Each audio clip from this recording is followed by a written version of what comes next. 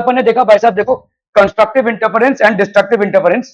तो constructive interference में क्या हो रहा है भाई साहब, अगर समझ लो ये एक वेव है, what is happening in constructive interference, real quick, if this is a wave, ठीक है, और दूसरा वाला वेव ऐसे जा रहा है, ठीक है, बराबर ऐसे जा रहा है, तो अगर ऐसा वेव है तो अपन का क्या हो जाएगा यहाँ पे, कंस्ट्रक्टिव इंटरफेरेंस, दोनों एक दूसरे को सपोर्ट करेंगे, ठीक है।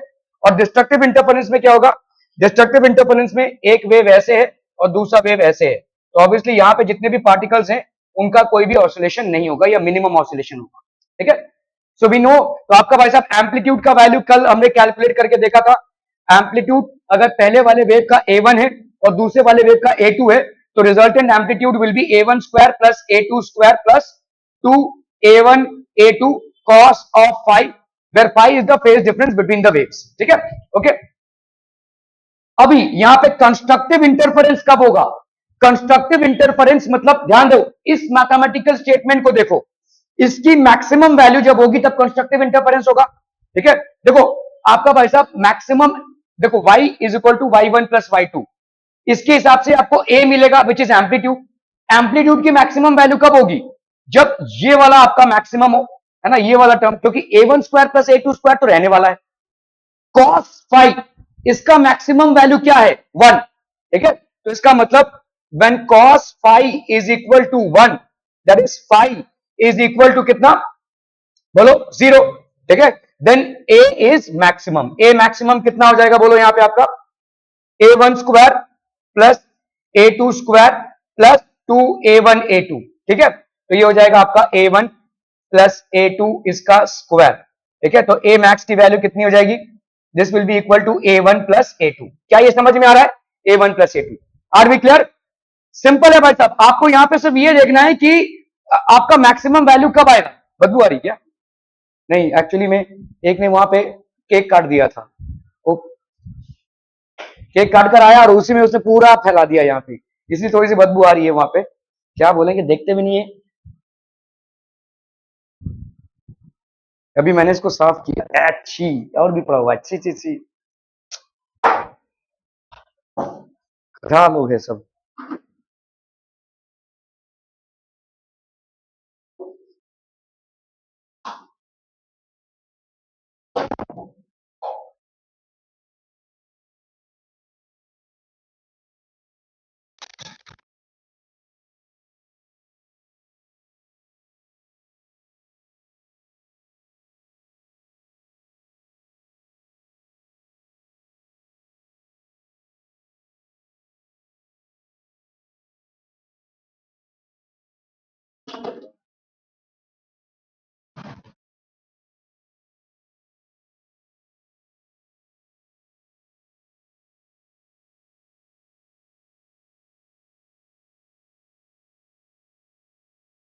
लोगों से धत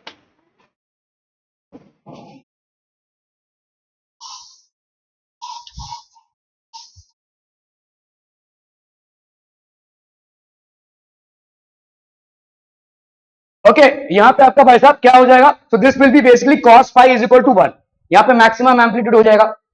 cos phi की वैल्यू 1 कब होती है, जब phi की वैल्यू, मतलब यहां पे आपका phi का वैल्यू क्या हो, 0 हो, या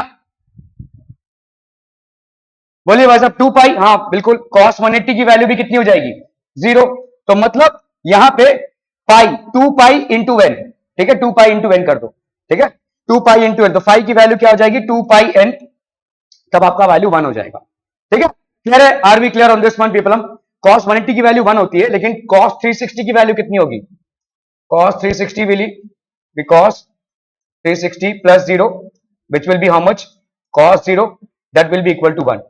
cos 180 की वैल्यू देखोगे तो -1 होगी, ठीक है, इसलिए हम उसको नहीं ले सकते, फिर -1 हो जाएगा, तो यहां पे क्या हो जाएगा, a1 square plus a2 square plus 2a1 a2 into -1, तो ये -1 हो जाएगा, तो ये कौन सी कंडीशन बन जाएगी, a1 माइनस a2 की कंडीशन बन जाएगी, इसीलिए नहीं ले सकते, ठीक है। तो आपका स्टार्टिंग कहां से होगा, 360 से, और 360 मतलब क्या हो जाता है, 2 पाई, ठीक है, तो फाई की वैल्यू क्या हो जाएगी, 2n पाई। क्या ये समझ में आ रहा है, देखो कंस्ट्रक्टिव इंटरफेरेंस को समझ लीजिए, कंस्ट्रक्टिव इंटरफेरेंस मतलब आपका समझ लो ये एक वेव आ रहा है, ये एक वेव आ रहा है और ये एक दूसरा वेव आ रहा है भाई साहब, ये एक दूसरा वेव आ रहा है,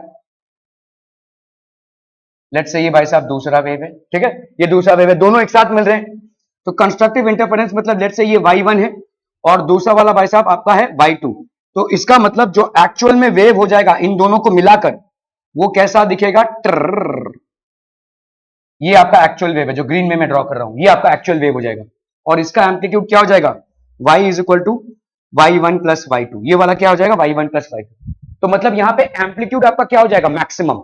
आपने देखा कि भाई साहब दो वेव्स जो इंटरफेयर कर रहे हैं, ठीक है, तो two waves which are interference, which are undergoing interference, दो वेव जो इंटरफेरेंस कर रहे हैं उनका भाई साहब वैल्यू क्या होता है, ए का वैल्यू रिजल्टेंट एम्पलीट्यूड, ये आपका क्या है भाई साहब, resultant amplitude. So what is the value of this resultant amplitude बच्चा बाड़ी, resultant amplitude is equal to a1 का स्क्वायर प्लस a2 का square plus 2a1 a2 cos of phi, ठीक है, ओके, ये फाइव भाई साहब क्या है आपका, phase difference, this is basically phase difference, तो a की वैल्यू क्या हो जाएगी, a1 का स्क्वायर प्लस a2 का स्क्वायर प्लस 2a1 a2, अभी यहां पे cos फाइव की मैं आपको अगर रिजल्टेंट एम्पलीट्यूड दो इंटरफेरेंस वेग पर चाहिए और आपको भाई साहब मैक्सिमम चाहिए, तो मैक्सिमम के लिए cos फाइव की वैल्यू भी क्या होनी चाहिए, मैक्सिमम होनी चाहिए, और cos के फंक्शन की मैक्सिमम वैल्यू होती है 1, कब, जब फाइव की वैल्यू हो क्या, 0, ठीक है, या फाइव की वैल्यू हो क्या भाई साहब, फाइव की वैल्यू हो 2 पाई, ठीक है, अब इसको समझो, ठीक है, देखो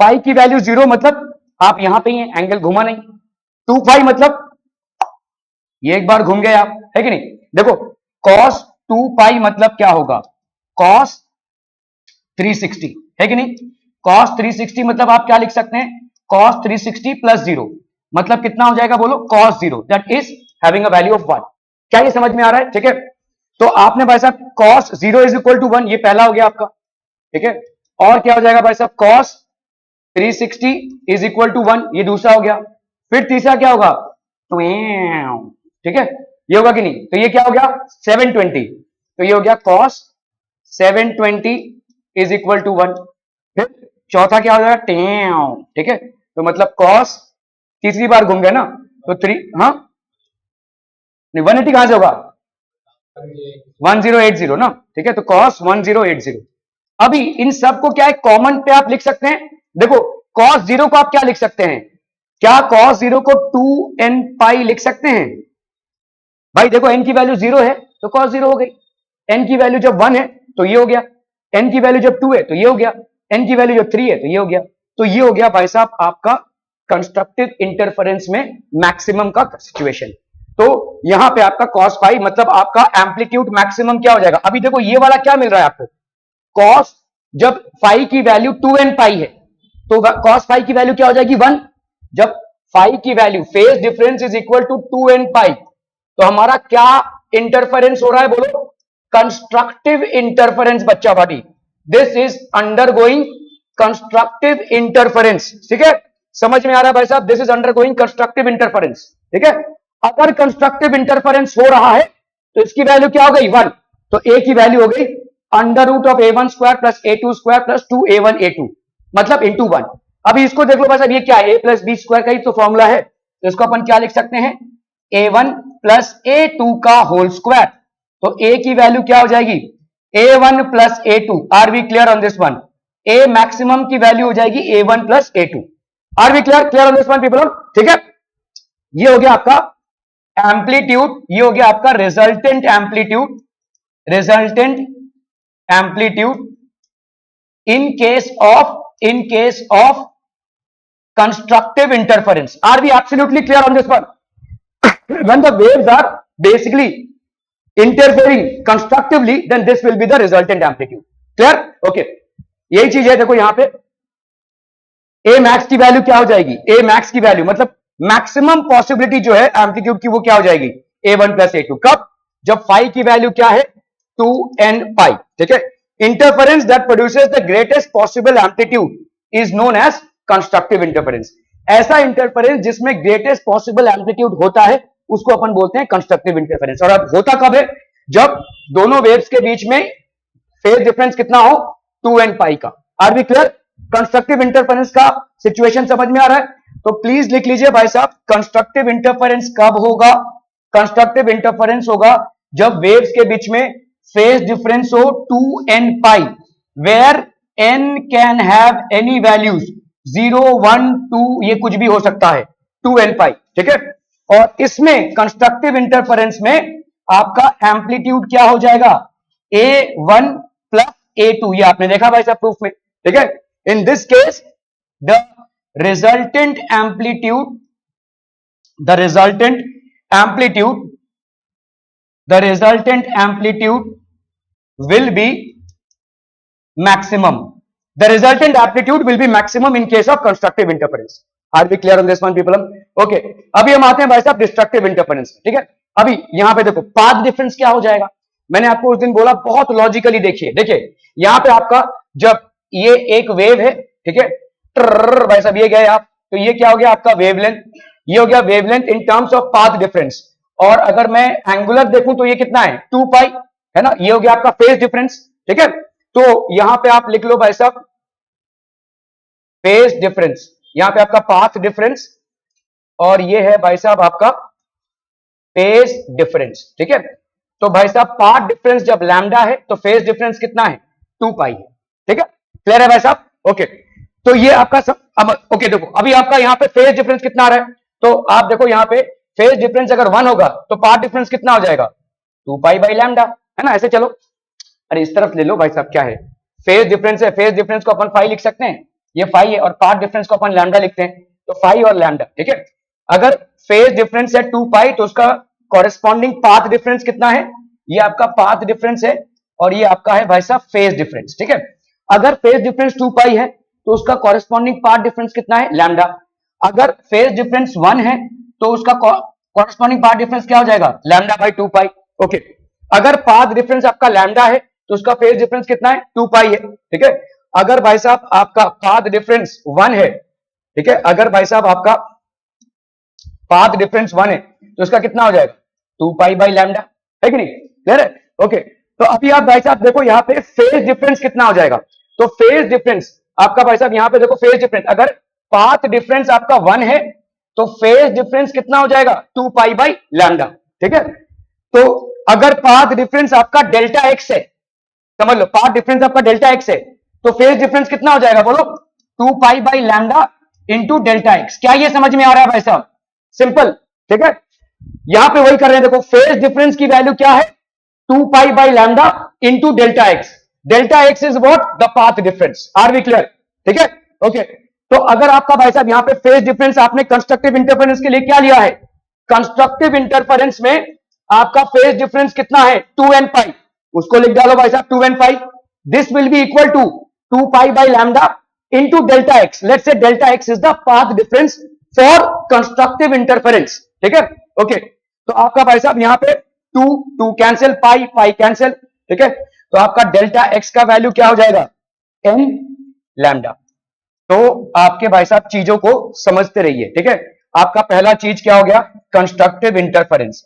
कंस्ट्रक्टिव इंटरफेरेंस में आपका फेज डिफरेंस कितना होगा, 2n पाई, ये हो गया आपका फेज डिफरेंस, ठीक है। एम्पलीट्यूड क्या हो जाएगा, the resultant of amplitude of the two waves, और पाथ डिफरेंस डेल्टा एक्स की वैल्यू, ये अगर आप नहीं भी याद रखते हैं तो भी डिराइव कर सकते हैं जो चुटकियों में, सिर्फ अगर वो आपका क्लियर है तो, ठीक है। पाथ डिफरेंस अगर आपका लैम्डा है तो ये 2 पाई, 1 है तो 2 pi by lambda, delta x है तो 2 pi by lambda into delta x. Constructive interference के लिए आपका फेज डिफरेंस कितना है, 2n पाई। तो अगर 2n पाई है तो ये किसके बराबर होगा भाई साहब, phase difference that is 2n पाई। इनको बराबर करेंगे तो x की वैल्यू क्या आ जाएगी, n लैम्डा, ठीक है। ये हो गया आपका क्या, फेज डिफरेंस, ठीक है। ये हो गया क्या भाई साहब आपका resultant amplitude, which in this case is बच्चा पार्टी क्या, मैक्सिमम, ठीक है। और ये क्या हो गया भाई साहब आपका path difference, this is what, path difference, ठीक है। तो कंस्ट्रक्टिव इंटरफेरेंस का ये भाई साहब लिख लीजिए, कंस्ट्रक्टिव इंटरफेरेंस का। Thank you. कौन कौन एबसेंट था, प्राची? बहुत बढ़िया, बहुत बढ़िया।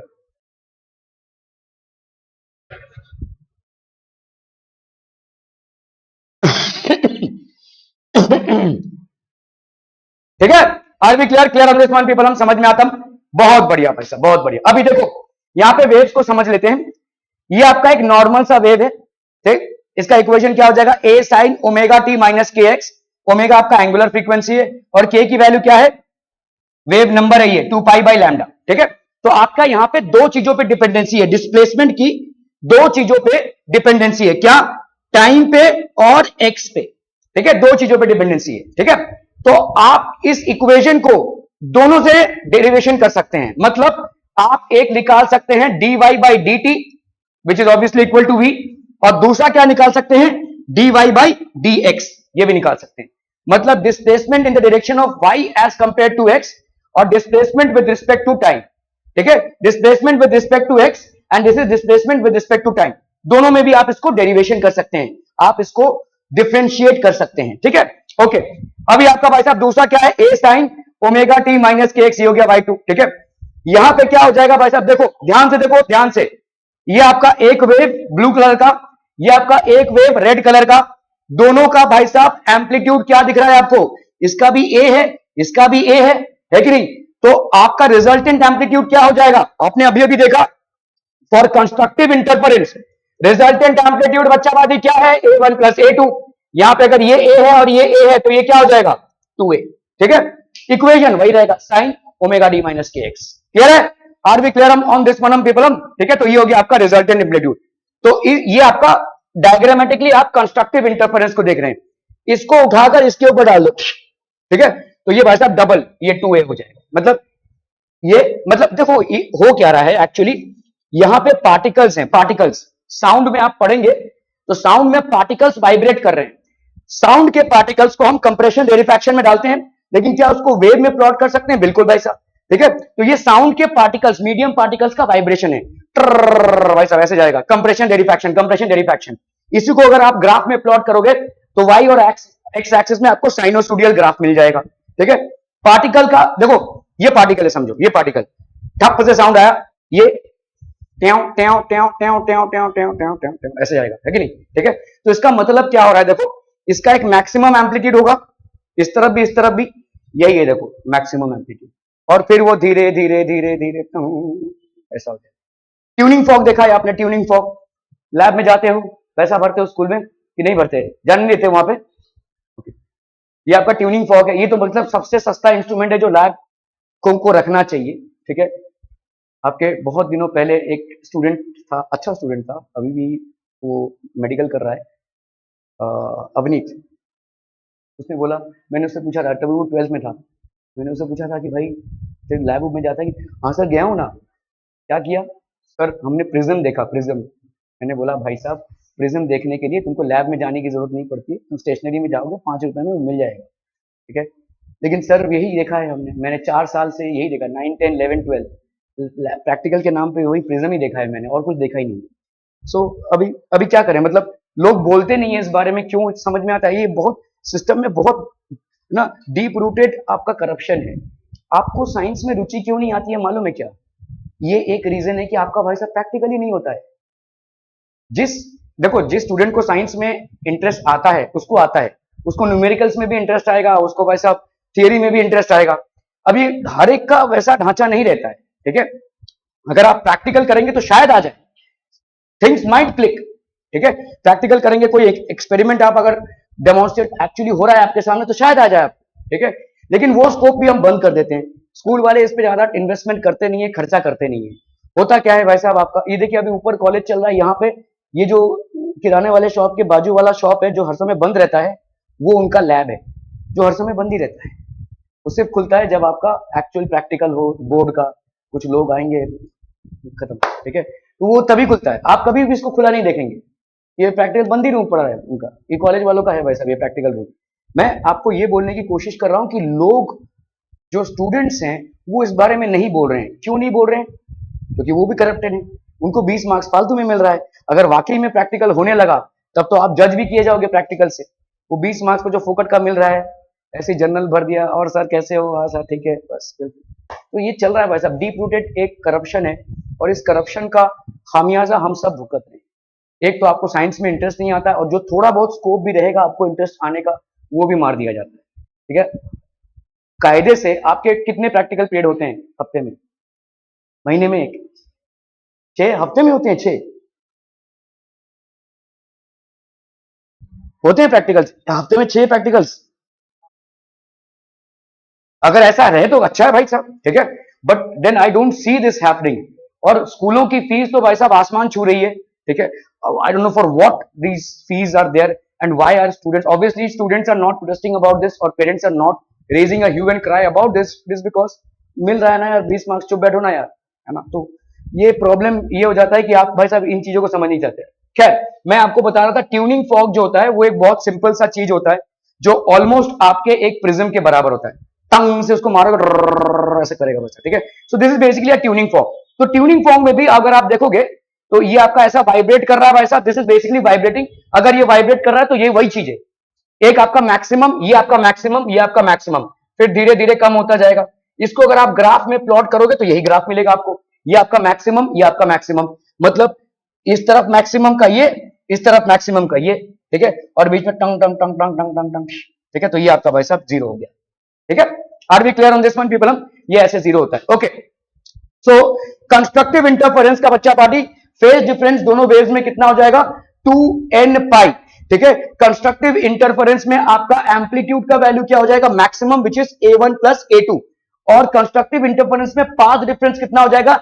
n टाइम्स ऑफ लैम्डा, ठीक है, where n can be having any value, n can be equal to 0 1 2 3 and so on and so forth. Are we absolutely clear about this? Okay, चलिए अभी अगर कंस्ट्रक्टिव इंटरफेरेंस है तो obviously destructive interference भी होगा। Destructive interference मतलब क्या होता है? ये एक वेव आ रहा है समझो, ठीक है, और ये दूसरा वेव आ रहा है, अभी इसका क्रेस्ट और इसका ट्रफ मिल रहे हैं, ये जो बीच के पार्टिकल्स हैं उनमें क्या असर होगा भाई साहब? ठीक है, अगर दोनों का एम्पलीट्यूड बराबर रहा तो ऑब्वियसली बीच का पार्टिकल वाइब्रेट करेगा ही नहीं। ये ऐसा है, कोई इंसान खड़ा है, इसको इस तरफ से भी खींच रहे हैं, इस तरफ से भी खींच रहे हैं, अगर दोनों भी फोर्स सेम है तो वो नहीं खींचेगा दोनों तरफ ही, ठीक है। Okay, so this is how the particles in between, they will be pulled in one direction by one wave and they will be pulled in the other direction by the other wave. What will happen to these resultant particles? They are not going to move from their positions, they are going to stay wherever they are. तो resultant displacement आपका क्या हो जाएगा? Zero, ठीक है। Okay, अभी समझ लीजिए ये दोनों इक्वल नहीं है, a1 और a2 है, तो अगर मेरे को दोनों तरफ से खींचा जाए तो जिस बंदे का भाई साहब फोर्स ज्यादा है मैं उस तरफ चला जाऊंगा, है ना, I will move towards that. ऐसा यहां पे भी होगा, मतलब अगर समझ लो a1 और a2 है और लेट्स से a1 की वैल्यू a2 से ज्यादा है तो आपका पार्टिकल का डिस्प्लेसमेंट क्या हो जाएगा? a1 के तरफ जाएगा। लेकिन इसको मैथमेटिकली अपन कैसे कैलकुलेट करेंगे? अगर दो वेव्स हैं जिनका एम्पलीट्यूड क्या है? a1 है और a2 है, और दोनों कैसे मिल रहे हैं? डिस्ट्रक्टिवली मिल रहे हैं। डिस्ट्रक्टिवली मिल रहे हैं मतलब एक दूसरे को कैंसिल करेंगे, मिनिमम वैल्यू हो जाएगी, रिजल्टेंट एम्पलीट्यूड की मिनिमम वैल्यू हो जाएगी। मिनिमम वैल्यू क्या हो सकती है? अगर आपका देखो एम्पलीट्यूड है क्या? a1 square plus a2 square plus 2a1 a2 cos phi, ये भाई साहब एम्पलीट्यूड का इक्वेशन है। This is basically the equation of amplitude. Are we clear? इसका मैक्सिमम वैल्यू क्या हो सकता है? मैक्सिमम वैल्यू तब होगा जब cos फाई की मैक्सिमम वैल्यू हो, तो cos फाई की मैक्सिमम वैल्यू है 1, जो अपन देख चुके, ठीक है, और ये आपको देता है कंस्ट्रक्टिव इंटरफेरेंस। cos फाई की मिनिमम वैल्यू, cos फाई की मैक्सिमम वैल्यू है 1, क्योंकि आपके इस पूरे इक्वेशन में वेरिएबल फैक्टर कौन सा है? ये फेज डिफरेंस वाला, बाकी सब तो कांस्टेंट्स हैं। एम्पलीट्यूड आपके दोनों वेव का कांस्टेंट है, तो वो तो भाई साहब वेरी नहीं कर सकता। जो वेरी कर सकता है उसी के बलबूते पे आपका मैक्सिमम या मिनिमम वैल्यूज आएगा, ठीक है। तो यहां पे आपका मिनिमम वैल्यू क्या हो जाएगा? cos फाई की भाई साहब मिनिमम वैल्यू कितनी होगी? -1, क्योंकि cos का जो फंक्शन है वो होता है -1 से 0, 0 से फिर 1। -1 कब होता है भाई साहब बता सकते हैं? जब 180 वैल्यू हो, cos 180 is equal to -1। Okay, तो यहां पे फाई की वैल्यू क्या हो जाएगी? बोलो ना, बोलो जल्दी से बोलो। फाई की वैल्यू 180 या 180 के मल्टीपल्स दैट इज 360 और 540, ठीक है। तो अपन क्या बोल सकते हैं? n पाई बोल सकते हैं भाई साहब। भाई साहब अगर यहां पे n की वैल्यू जो है, या तो n पाई लिख लो या तो ऐसे लिख लो भाई साहब, क्योंकि n में 0 भी आ जाएगा तो हम इसको ऐसे लिखेंगे 2n + 1 इंटू पाई, है ना, 2n + 1। n की वैल्यू 0 से चालू करो तो इसका मतलब फाई का पहला वैल्यू क्या हो जाएगा? पाई, है ना भाई साहब, 2 × 0 + 1, तो ये कितना हो गया पाई, है ना, तो ये हो गया पाई 180, 0 आएगा, -1 आएगा, ओके। दूसरा वैल्यू क्या हो जाएगा बोलो, 2 1 2 प्लस 3 पाई, 3 पाई मतलब देखो कैसा है, ये आप यहां से यहां तक गए तो आपका भाई साहब 0 आ गया, -1 आ गया, तो ये हो गया 1 पाई, 2 पाई और ये 3 पाई, समझ में आ रहा है। फिर एक राउंड मार रहे हैं, ठीक है, तो 3 पाई पे आपका फिर से आप यहां पे पहुंच रहे हैं, तो again your answer will be cos pi का -1 आ जाएगा, इसका भी भाई साहब -1 आ जाएगा, ठीक है। 3 पाई हो गया, 4 पाई, ये फिर भाई साहब 5 पाई, क्या ये समझ में आ रहा है, तो 5 पाई पे फिर से आपका क्या आ जाएगा -1, ठीक है। 5 पाई, 6 पाई और ये फिर आपका भाई साहब 7 पाई, तो आपको क्या मिल रहा है यहाँ पे, ये सारा 1 3 5 7 ये क्या है, ऑड नंबर्स है, और ऑड नंबर्स को अपन कैसे रिप्रेजेंट कर सकते हैं, 2n + 1 इंटू पाई, ठीक है। आप ऑड नंबर्स को 2n - 1 इंटू पाई भी रिप्रेजेंट कर सकते हैं बच्चा पार्टी, और बहुत सारे बुक्स में ऐसा भी दिया हुआ है, ठीक है। फर्क सिर्फ इतना होगा कि अगर आप 2n + 1 ले रहे हैं इंटू पाई कर रहे हैं तो n की प्रथम वैल्यू क्या होगी, 0, ठीक है।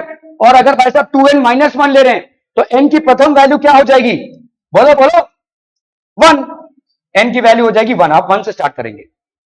ये भी ऑड मल्टीपल ऑफ पाई है, ये भी ऑड मल्टीपल ऑफ पाई है।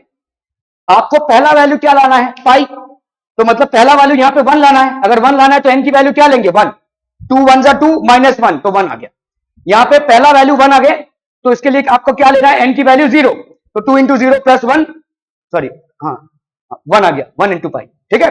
दोनों भी वैल्यूज एक्सेप्टेबल हैं, सिर्फ आपके पहले वैल्यू का n का डिफरेंस है।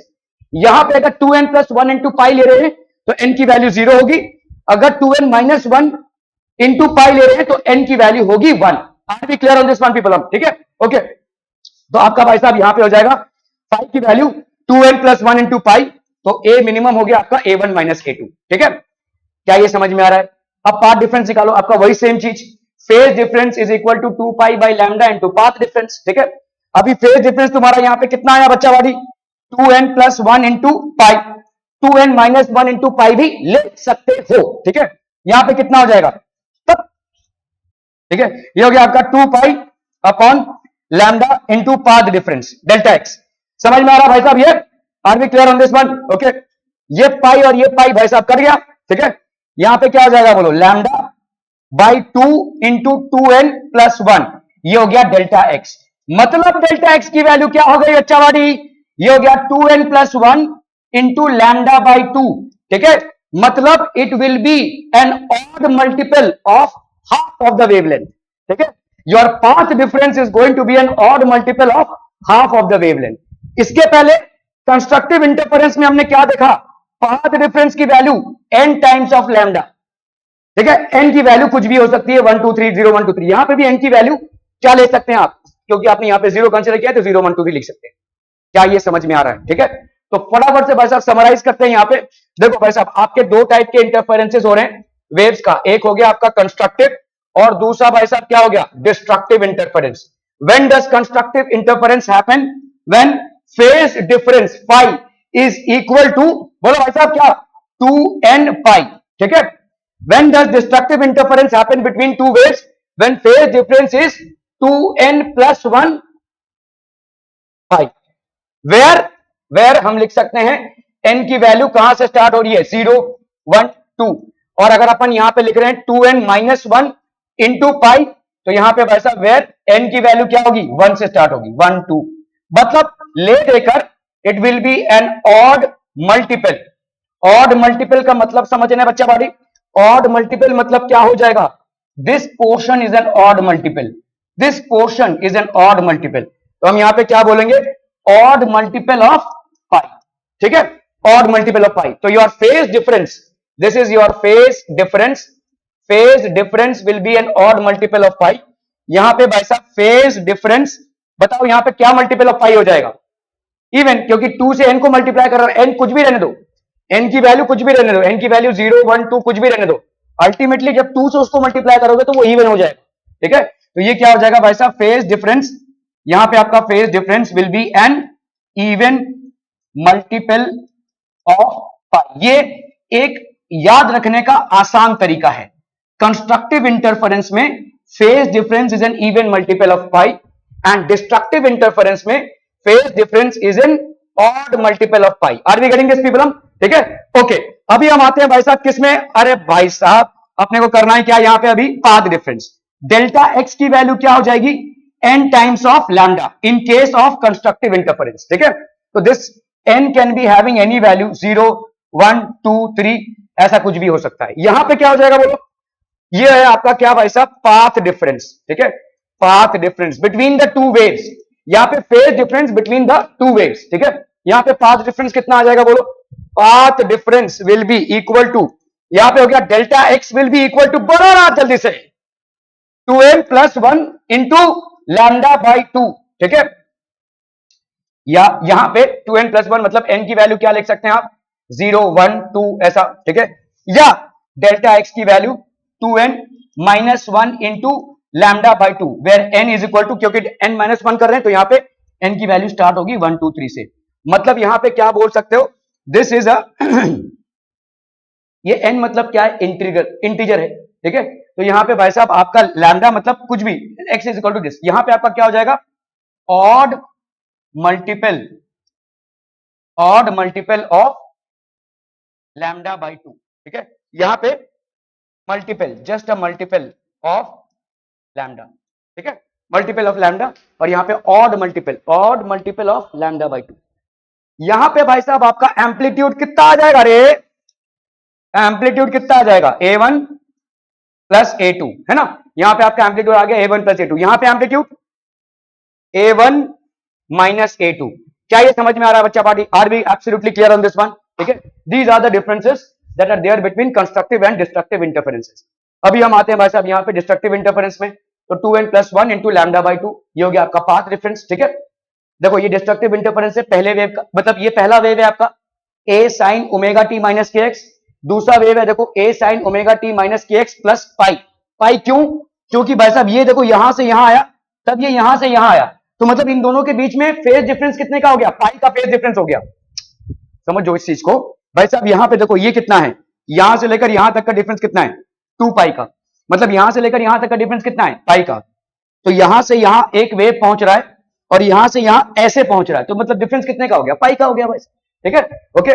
तो इसीलिए मैं क्या लिख रहा हूं यहां पे omega t minus k x है, यहां पे omega t minus k x plus pi. Are we understanding the phase difference here, क्योंकि फेज डिफरेंस यहां पे पाई का है। ठीक है ऐसे बहुत सारे पाइज हो सकते हैं, आपने देखा ना भाई साहब, फेज डिफरेंस यहां पे कंस्ट्रक्टिव इंटरफेरेंस के लिए कितना है, एन पाई है, डिस्ट्रक्टिव इंटरफेरेंस के लिए एन पाई, मतलब कुछ भी हो सकता है यहां पे। ठीक है, तो एन पाई, अभी अगर भाई साहब ये दोनों मिल गए तो इसके साथ ये रेड वाला अगर मिला तो पार्टिकल का कोई डिस्प्लेसमेंट ही नहीं हो, देखो ये सब पार्टिकल्स है, these are all particles, zero displacement, तो आपका भाई साहब y का वैल्यू क्या हो जाएगा, zero, because there is no displacement in the y direction. This will happen only if both have the same amplitude, of course अगर दोनों का सेम एम्पलीट्यूड है। अगर दोनों का सेम एम्पलीट्यूड नहीं है तो एक रिजल्टेंट एम्पलीट्यूड रहेगा जिसका पल्ला भारी, अगर a1 भाई साहब a2 से ज्यादा है तो ये आपका रिजल्टेंट एम्पलीट्यूड हो जाए। तो हो सकता है ऐसा ऐसा वेव बने, देखो रिजल्टेंट वेव ऐसा बने, टीम टीम ऐसा बने, समझ में आ रहा है, ये होगा आपका a1 माइनस a2। ठीक है, क्लियर है, are B clear on this one? Okay okay okay. अगर आपका a1 और a2 अलग अलग है, अगर a1 और a2 सही सेम है तो obviously will get zero. Are B clear on this one people, हम बहुत बढ़िया भाई साहब, सही आ रहे हैं आप लोग। ओके, अभी हम बात है भाई साहब आपका इंटेंसिटी पे, कल आपने डिराइव किया था भाई साहब क्या, इंटेंसिटी दो चीजों पे, तो एक है भाई साहब आपका ए स्क्वायर और दूसरा है फ्रीक्वेंसी का स्क्वायर। ठीक है, अगर आपका कोहेरेंट सोर्सेज है, ठीक है, कोहेरेंट सोर्स है, तो याद रखिए कोहेरेंट सोर्स में आपका फ्रीक्वेंसी क्या हो जाएगा, सेम, आपका एम्पलीट्यूड क्या हो जाएगा, सेम, और आपका फेज डिफरेंस क्या होगा, कांस्टेंट। ठीक है, तो frequency will be same, amplitude will be same and phi will be basically. तो अगर हम यहां पे इंटेंसिटी की बात करें तो इंटेंसिटी डायरेक्टली, अगर फ्रीक्वेंसी सेम हो गया तो भाई साहब सेम ही हो गया। तो इंटेंसिटी सिर्फ इस पार्ट को अगर हम उठाएं, क्योंकि अगर दो वेव्स हमने लिया है जो कोहेरेंट है, दोनों की फ्रीक्वेंसी सेम होगी। ठीक है, तो intensity is directly proportional to a square, हम लिख सकते हैं यहां पे, अगर फ्रीक्वेंसी के एस्पेक्ट को हमने नजरअंदाज किया तो। ठीक है,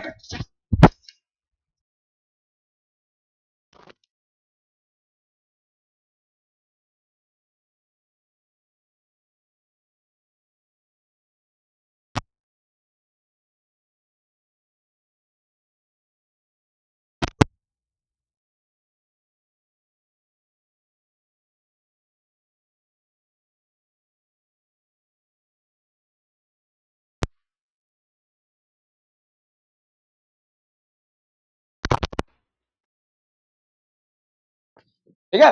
ओके, सो आई की वैल्यू क्या हो जाएगी भाई साहब, इंटेंसिटी की वैल्यू क्या हो जाएगी, कांस्टेंट इंटू ए का स्क्वायर। अभी ए की वैल्यू क्या है, a1 square plus a2 square plus 2a1 a2 cos five. ठीक है, देयरफॉर नेट इंटेंसिटी, यहाँ पे इंटेंसिटी की वैल्यू क्या हो जाएगी, ध्यान से देखो, ए की वैल्यू भाई साहब क्या है, देखो यहाँ पे आपका ए का वैल्यू क्या है, a1 स्क्वायर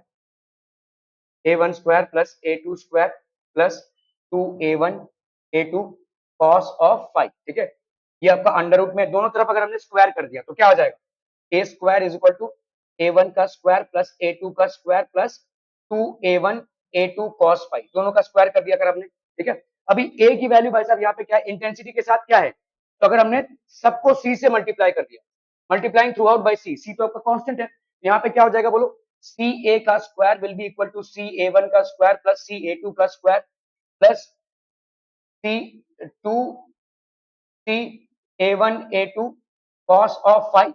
है कि नहीं, क्लियर है, समझ में आ रहा है। अभी यहाँ पे ध्यान से देखो, इसको अपन क्या लिख सकते हैं, सी ए का square is equal to C A one का स्क्वायर प्लस सी ए टू का स्क्वायर, ध्यान से देखना यहाँ पे। ठीक है, इसको अपन क्या लिख सकते हैं, प्लस टू। ठीक है, यहाँ पे सी है, इस सी को एक अंडर रूट में हमने इधर ले लिया, ए वन का स्क्वायर इंटू सी ए टू का स्क्वायर, ऐसा लिख सकते कि नहीं बोलो, दोनों का मल्टीपल क्या आएगा, under root C into under root C will give you C, A one का square will give you A one square under root में है ना, ये हो गया A one, under root A two square है तो ये क्या आ जाएगा, समझ रहे हो इसका, देखो अंडर रूट, देखो भाई साहब, अंडर रूट सी ए वन का स्क्वायर इंटू अंडर रूट सी ए टू का स्क्वायर। ठीक है, तो ऑब्वियसली बात है क्या आ जाएगा यहाँ पे, under root C into under root सी, ए वन का स्क्वायर मतलब कितना आ गया ए वन, ए टू का स्क्वायर मतलब कितना आ गया A two, under root C into under root C कितना आ गया सी ए वन ए टू, वही चीज है देखो, सी ए वन ए टू को हम ऐसे तोड़ के लिख रहे हैं। ठीक है, इंटू कॉस ऑफ फाइव। अभी ध्यान से देखो भाई साहब, आई की वैल्यू क्या है, सी ए स्क्वायर, तो इधर क्या हो जाएगा आई, ये सी ए वन स्क्वायर है तो इसको अपन लिखेंगे आई वन, ये सी ए टू स्क्वायर है तो इसको लिखेंगे आई टू।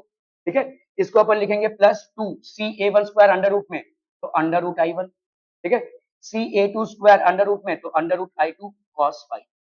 ये वाला भाई साहब आपका आ गया, I net is equal to I one plus I two plus to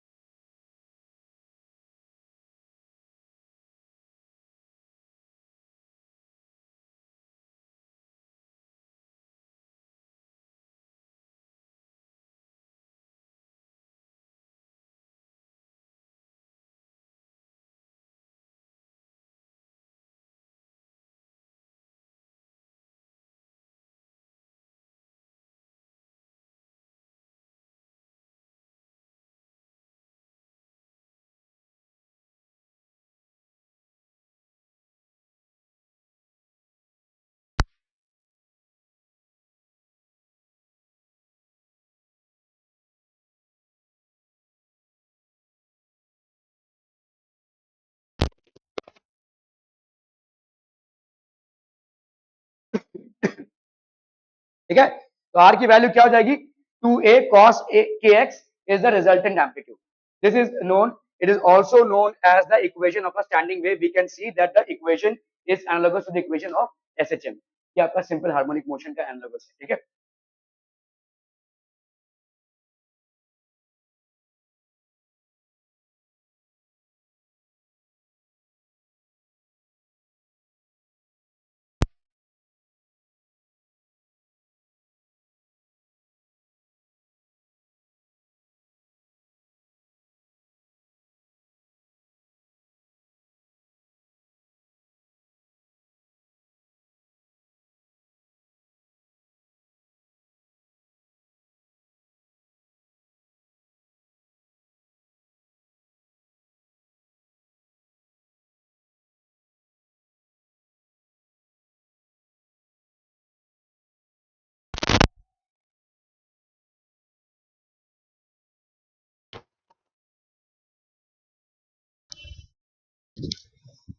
okay, so आपका देखो यहाँ पे the points where amplitude is minimum are known as nodes and the points where amplitude is maximum are known as antinode. जहां पे आपके amplitudes minimum है उनको अपन बोलेंगे नोड्स, और जहां पे एम्पलीट्यूड आपका मैक्सिमम है उनको अपन बोलते हैं एंटीनोड्स, ठीक है। The figure represents the displacement versus position graph from the graph certain particles of the medium which are at rest. तो आपका भाई साहब रेस्ट पे है, क्यों ऐसे रेस्ट पे है, क्योंकि ऐसे जा रहा होगा भाई साहब वेव्स, ठीक है, ऐसे जा रहा होगा, इसलिए ये रेस्ट पे है, ठीक है। Which are at rest, no displacement at all times, lie along the vertical line 0, whereas certain particles displaced up to 2a lie on the vertical line 1 and remaining particles of the medium are displaced from a to 2a, ठीक है। इस तरह से भाई साहब आपको displacement दिख रहा है, ठीक है। तो आपका नोड्स और एंटी नोड्स, अभी देखो ध्यान से देखो, यहां पे आपका नो मोशन है, तो ये एक नोड हो गया, ये एक नोड हो गया। पूरे पूरे वेवलेंथ का भाई साहब कितना होता है, ये हो गया आपका लैम्डा, इसका आधा कितना होगा भाई साहब, लैम्डा बाय 2। तो इसका मतलब दो नोड्स के बीच में कितने का डिफरेंस आ जाएगा, पाथ डिफरेंस, लैम्डा बाय 2, ठीक है। ओके, एंटी नोड और एंटी नोड में कितने का डिफरेंस आएगा, वही लैम्डा बाय 2 का, है ना भाई। एंटी नोड है ये, एंटी नोड मतलब मैक्सिमम डिस्प्लेसमेंट, एंटी नोड मतलब मैक्सिमम डिस्प्लेसमेंट, कितने का डिफरेंस आएगा, लैम्डा बाय 2 का। दो एंटी नोड्स के बीच में आपका पाथ डिफरेंस कितना रहेगा, लैम्डा बाय 2, और दो सक्सेसिव नोड्स के बीच में आपका पाथ डिफरेंस कितना रहेगा भाई साहब, लैम्डा बाय 2, ठीक है। ओके, एंटी नोड और नोड में, ये आपका एंटी नोड और ये नोड, तो ये आपका भाई साहब लैम्डा, ये हो गया लैम्डा बाय 2, तो ये वाला कितना हो जाएगा, लैम्डा बाय 4, ठीक है। तो एंटी नोड और नोड में